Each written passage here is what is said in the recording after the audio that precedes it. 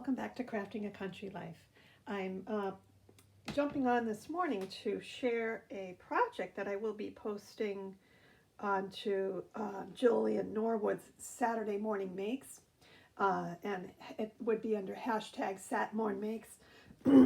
Jill hosts this great crafting collaboration, and you can upload your projects to it and share them with other people who tune in, and it's really a lot of fun. I generally don't post on Saturday mornings because Saturday mornings, if I'm not running errands, I typically am doing a little bit of crafting very early in the morning, and then sometimes I'll upload on Sunday or another day, when I have a little time, maybe in the evening, because I do work during the week. So anyway, today's Friday, and I have this week off, so I thought this would be a good chance to finish up this little project and upload it to #SatMornMakes.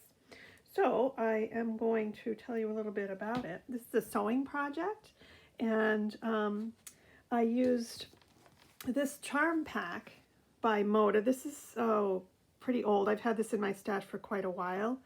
I believe it's called Legacy, if I'm reading that right. Collection for a Cause. And these are all, 1840s style prints. And since we live in a historic home, I wanted to stick with these historic fabrics for this little project. And what I created is a little firkin here that I had in my antique, in one of my antique shelves. And I kept it up there, but I pulled it down so that I could store these little bowl fillers in it. And they are these tiny little hand-stitched hearts.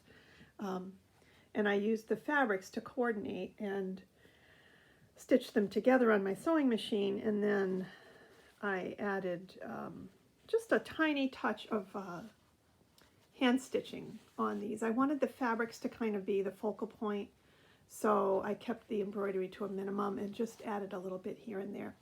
So here's the first one, front and back. And I just love these charm packs because the fabrics coordinate so nicely together, and you get quite a few of them in a pack. They're so pretty. So it was fun going through and choosing the ones that I wanted to use. Here's the second little bowl filler heart. And again, just a little bit of I did a running stitch here with some pearl cotton, and then, went ahead and stuffed them, and then I just hand stitched the opening closed.